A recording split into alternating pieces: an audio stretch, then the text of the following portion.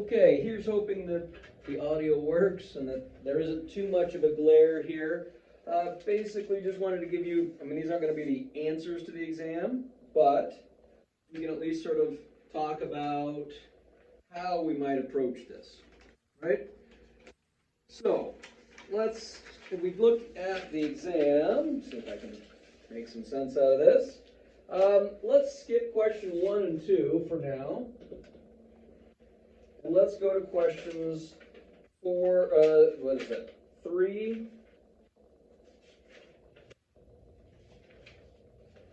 to 7, right? Questions 3 to 7 hopefully were not a major stretch for you. They were pretty much straight out of homeworks, quizzes, assignments, right? Previous exams. They were really sort of just saying, again, using our tools here, seeing how far we can get. Does something affect supply, demand, neither, both? Then into, once you've got that down, the direction that they're going to move, then the impact on price and quantity, and then the impact on consumer, producer, etc., right? Government, and total surplus. If you didn't draw any graphs, you better have written some very carefully written prose. If you just said, here's what I think is going to happen, I want to know why you think that's true, right? So, generally speaking, if you struggled on that section, my hope is it's because you didn't put much time in on it, right? That would be a reasonable thing you could do, is decide to spend more time on other questions. But, right, I mean, common mistakes, by the way, just a side note, is you are supposed to assess the market for PlayStation 5s, if my memory serves. Is that what I wrote about this year? Yes. So, first thing is you got to figure out, of whatever this info is, what impact is it going to have in the market for PlayStations. So televisions. We don't really care what's happening in the market for televisions. If televisions increase in price, what would happen in the market for PlayStation 5s? Well, again, that would be the question. Is this shifting some of the determinants of demand? Is this shifting some of the determinants of supply? Now, personally, I suspect TVs and PlayStation 5s are complements. That would be my, at least, initial story. I have a hard time seeing how the cost of inputs or anything of supply is going to change, so that one I probably would have gone with a demand story. And then I would have ended up saying, we had our initial demand, we had our initial supply. I'm going to go with a cost of complement story. And by the way, this is the market for PS5s. And maybe I say increase cost of complement. Right? It doesn't have to be a long story, but I need to know what you are saying. Cost of complement is going to change demand, and then the question is the direction, right? Basically, if TVs become more costly, then at all prices, we would expect people to buy fewer PlayStations. We have a new demand schedule. So now we've got the direction down. Impact on price and quantity. Well, initially what's going to happen here is there's going to be a surplus, right? At this price, this will be the quantity supplied, and this will be the quantity demanded. We have too much stuff. What happens then? The price falls until we get to there. Then we can alphabet, so that's our change in price and quantity. Okay. And then we can alphabet soup it. Letters can go anywhere you want. And it's going to turn out that the change in consumer surplus is going to be C minus B. The change in producer surplus, by the way, I'm taking shortcuts. I'm pretty sure I'm right here, right? Consumers end up with this. Previously, they had this. They have A in both situations. They've lost B but gained C. Producers, on the other hand, are losing C and D. Change in government is 0. And the change in total surplus is negative B and D. That's this part down here. Now, it's worth noting that you can get points for this even if you don't get any points for this. Because based on whatever picture you've drawn, you should be able to turn the crank here, and I should be able to assess that. Right? In other words, based on where you end up here, can you turn the crank on this? So I can assess these separately. Now, sometimes it's, right? You've got such a weird setup that it really just doesn't make any sense. So, for example, like here, maybe you end up with government is and CDHG. Well, that's not going to make any sense in this instance. That's not what's happening here. So, hopefully that sorts out questions 3 through 7, right? Taxes, straight out of lectures, straight out of homework. Subsidies, straight out of lectures, straight out of homework. Price ceilings and floors, straight out of homework, straight out of lectures. If you struggled with those, you got some work to do, right? Okay, question 1. Let's go back to those. True and false. Well, it's sadly quite false that I don't pay taxes. So let's look at the market for houses. Property taxes are going to shift neither supply nor demand. Instead, they would cause the cost to consumers to go up, and the benefit to producers to go down. And then this would be the government tax revenue, and this here ends up being the deadweight loss. Now, the question is, what does this do in the rental market? I mean, houses, buildings, whatever. Well, is this over here going to shift the supply, the demand, neither or both? Now, again, some of you said, no, you're going to have to pay the taxes. Those are going to be factored into your rent. Of course, one of the questions I would have is, how do you know that? Well, if you demonstrate this is what's happening with the tax in the market for houses. And as a result, for landlords who want to rent out property, what's happening to the cost of them of acquiring it and maintaining it? Cost is going to go up, which means the cost for this house is going to be higher, the cost for this house is going to be higher. We have our new supply schedule, and we can now demonstrate that my rent is certainly higher as a result of what's happening over here in this market. Now again, if you have lots of nice stories, you probably get some points for them, but personally, I find it a lot easier. If I anchor in here, this explains why. How do we know that my taxes are factored into my rent? Must be this is what's happening in those markets. Second question, minimum wage above the market clearing wage helps poor and socially marginal workers. If you struggled with that one, I'm pretty sure we covered that in various lectures and a number of homeworks. So if you're struggling with that one, that also tells us you got some serious work to do.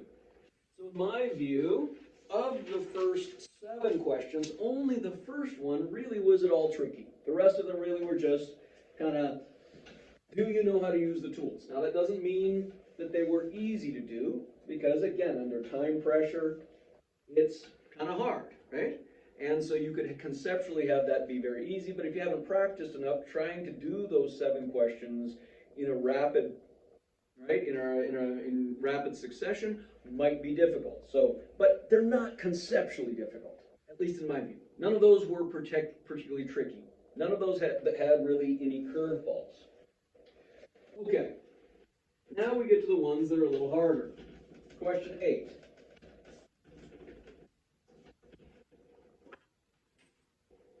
So in question 8, what are we supposed to assess? We are supposed to assess 3 policies. So we're going to need 3 situations: consumer, producer, government, and total. So, now we could do these individually. Yeah, sure, why not? Right? Now in a perfect world, we would have them on the same graph so that we could make comparisons. But for the ease of exposition for all of you, I will leave that to another time. That could be the stretch part. How should you put these on the same graph? So let's take these one at a time.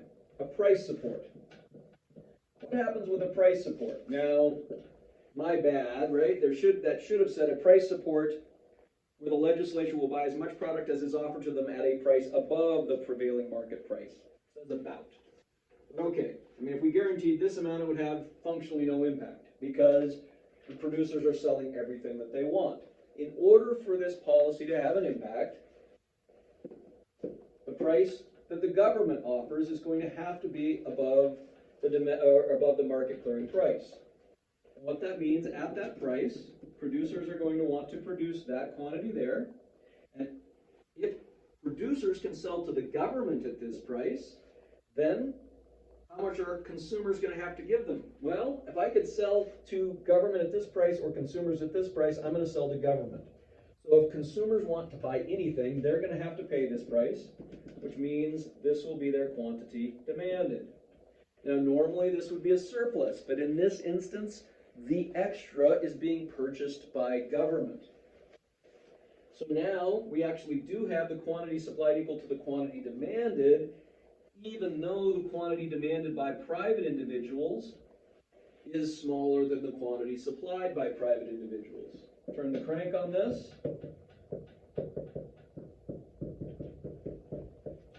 Consumer surplus before is A, B, and C. Hopefully that's comfortable for you. You're solid with that. Again, if you're not, you've got some serious work to do.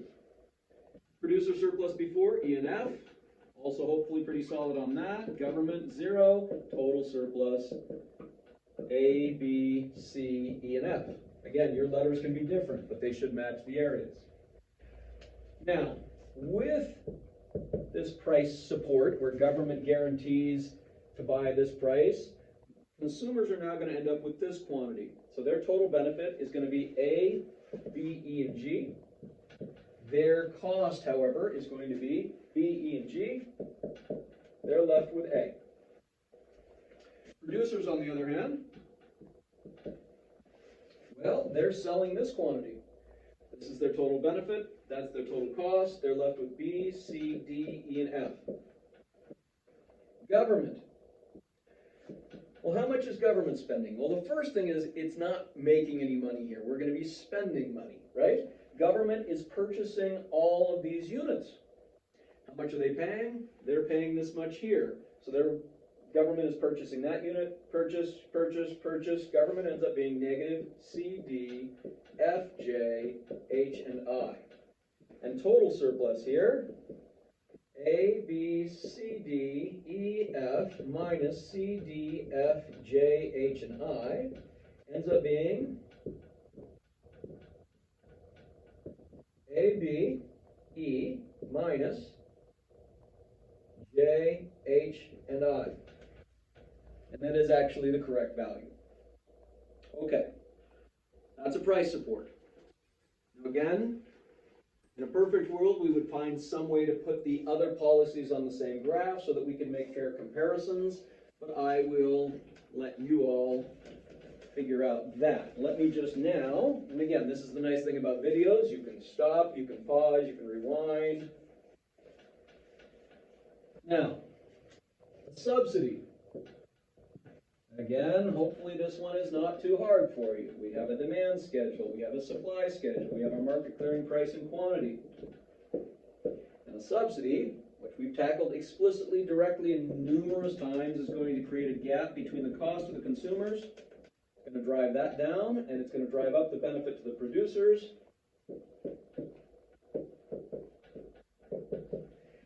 I've done this enough over the years that I can do this off the top of my head. Consumer surplus, they're going to gain F, E, and D. I hope I can do it off the top of my head. We'll find out. Change in producer surplus here. Well, they're gaining A and B. Change in government, well, that's again going to be negative because they're spending money. They're filling this gap. Consumers are paying that. Suppliers are receiving that. We're spending all of that. Negative A, B, C, D, E, and F. And change in total surplus is going to be a negative C. Yes. A, B, F, E, D. A, B, F, E, D leaves a negative C. So there's our subsidy. Again, if you are familiar with what we've covered so far, that part should not have been much of a stretch, as well as the price floor. So we've looked at price floors. We have a demand, we have a supply, we have a market clearing price and quantity. And let's see, what are we looking at? A price floor. In order for that policy to have an impact, the price floor has to be above the market clearing price, right? If it was below the market clearing price and we said you can't charge less than $1 for a new home in Billings, that's going to have functionally no impact. So, at this price floor, at that cost to consumers, they're only going to want to consume that quantity there. And on the face of it, you'd say, well, those suppliers are going to want to supply this quantity out here, but we're not going to be stable at that point. Somehow, since that's the only quantity that consumers are going to want, we need to get suppliers to only want to supply that quantity. And in this case, they're going to do that when that is their benefit. And now, the change in consumer surplus is going to be a negative D&E. Change in producer surplus is going to be a negative, change in consumer, shortcuts, right? Change in consumer surplus, negative B and C. Change in producer surplus, negative D and E. Change in government, 0. And the change in total surplus is a negative B, C, D, and E. Of course, in order to fully answer this question, you'd need to be able to make fair comparisons based on, the impact on total surplus, the impact on producers. So I will let you mull over how to approach that.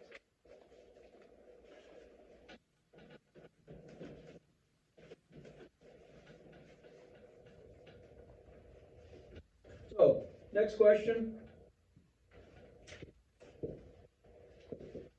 In effect, let's take our normal demand and our normal supply schedule, and we do this, and we say this is our market clearing quantity, and this is our market clearing price. In Billings, how many Ethiopian restaurants do we have? 0. None.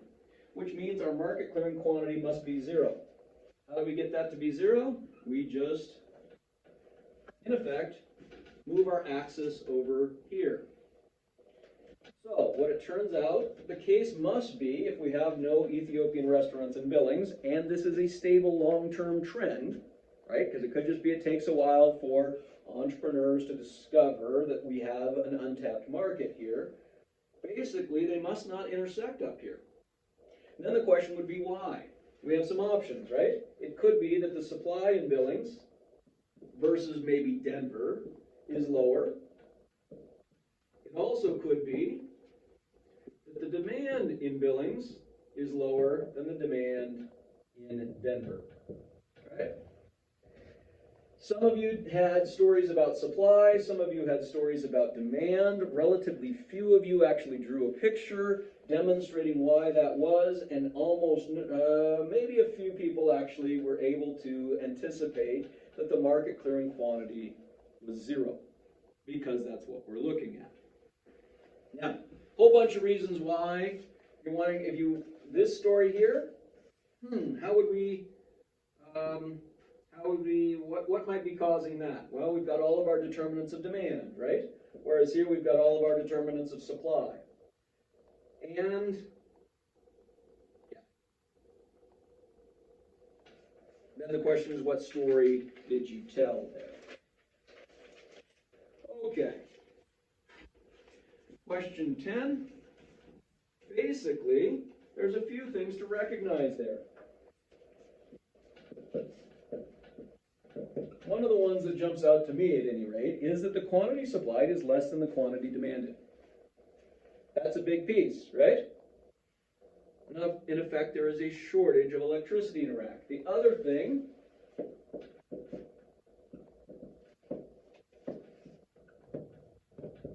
would be that the price in Iraq, for some reason, is very low. At least it seems that way to me, right?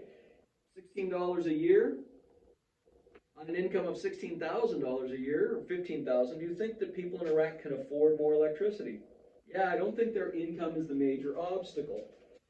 And so probably what's happening here, if you think about it, simple answer is, for some reason,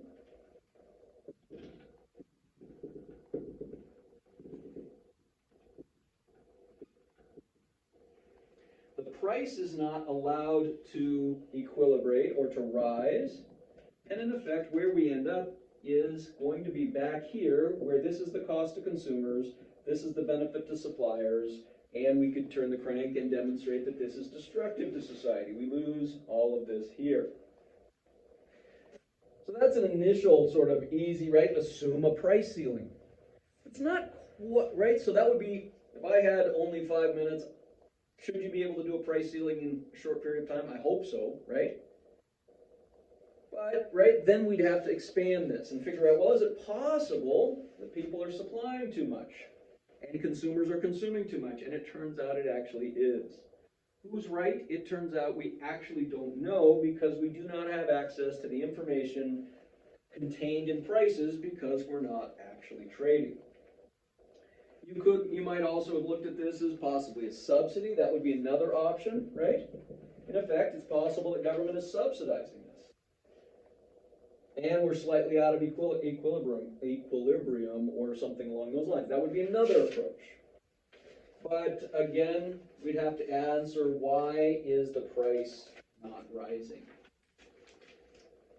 I won't turn the crank on that one. I would guess you all should be able to do that once you recognize that it's at least somewhat, at least as my starting point, seeing this, I go, I bet the price isn't rising for some reason. And then the question would be, why isn't the price rising? But that would, my jumping off point at any rate, before I try and get into the specifics or the detail, would be, hey, this seems like a price ceiling. The price is really low, and the quantity supplied is less than quantity demanded, at least on the face of it.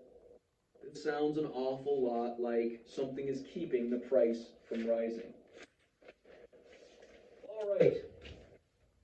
So, finally, and this one I wasn't too surprised at. I was sad, but not surprised that many people, despite this being actually an example, I almost use identically from a lecture, right? Except for now, instead of it being beans and corn or rice and beans or two agricultural products, we have a factory that can either produce games or books. 25, 24, 15, 8, and up. 25, 24, oh, there we go, I missed one. 20, 15, 8, and 0. Total cost in books, right? So if I produce no games, I'm giving up 0 books. Here, if I produce one game, I go from 25 to 24, which means it costs me 1 book. If I go to the second, now I'm giving up a total of 5.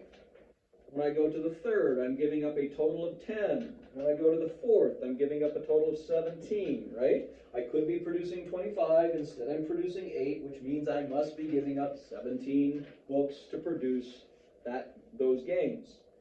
And here, we'd be giving up 25. Marginal cost, which is the same thing as the change in total cost as the result of adding an extra unit. Obviously here it's 0. Here, going from 0 to 1 costs us 1. Going to 1 to 5 costs us 4. 5 to 10, 5. 10 to 17, 7. And 17 to 25, 8. Then we have it when the price of books, marginal cost in dollars. When the price of books is 10, well, that's pretty easy. That's just this times 10, right? 40, 50, 70, 80.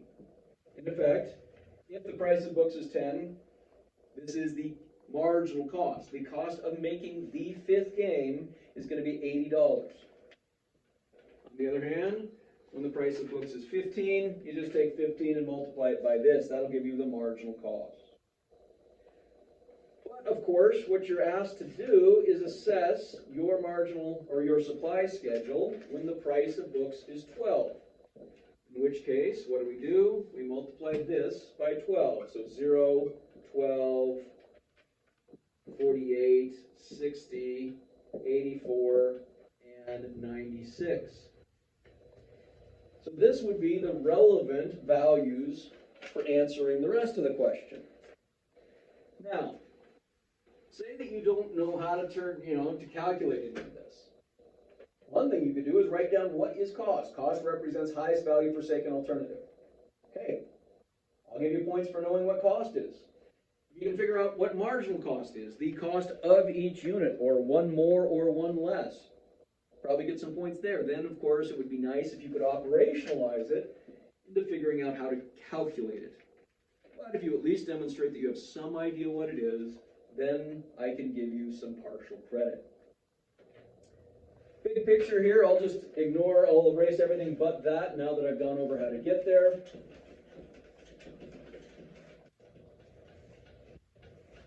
You want to diagram this? Let's say you don't even have the answers, right? But you could, in effect, say, here's a supply schedule. If this is the price, we would produce there. And this would be our producer surplus. Okay, again, partial credit. Now, the issue here is, can we remember a few things? Well, for one thing, supply schedules tell us marginal cost. The other thing you might want to do is say, I would produce as long as the benefit of producing one more unit is greater than the cost of producing one more unit. That would be sensible, right? That tells me you at least understand how we think about people producing and making decisions. Now, if I wanted to actually graph this, say we have 1, 2, 3, 4, 5. In that instance, we'd have to go, let me see, 10, 20, 30, 40, 50. For the first book, you're going to have to pay me 12 to get me to produce it, right? Second book, you're going to have to pay me 48. Oh, I'm going to run out of space here. 2, 4, 48. Whoops, big dot. Third book, you're going to have to pay me 60.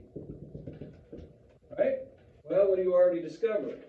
If the price of games is 57, should you produce the first? Well, the cost of producing the first one is 12, your benefit is 57. Yeah. Cost of producing the second one is 48, the benefit is 57. Yeah, you want to produce that one. Cost of producing the third one is 60, benefit is 57. Nah, you should stop there. You could then actually calculate here, if you're stopping here, your producer surplus here, since you're getting paid 57 for that unit, would be 9, and your producer surplus for that unit there would be 45, because you're getting paid 57 there, and your total surplus would be a total of 54, which would represent that area there. Okay, so that, again, tells you at least some sense of the types of things I'm looking for, and some idea of at least how I would approach some of those questions. So hopefully that helps. If you are completely befuddled as to how to approach these, we should meet, we should talk. If you have specific things that you're struggling with, we probably should have a talk. So definitely plan to reach out if you are struggling. Understand there's only so much I'm going to be able to do unless you have at least done your level best to digest the information in the lectures. So hopefully that helps, and I'll look forward to hearing from you.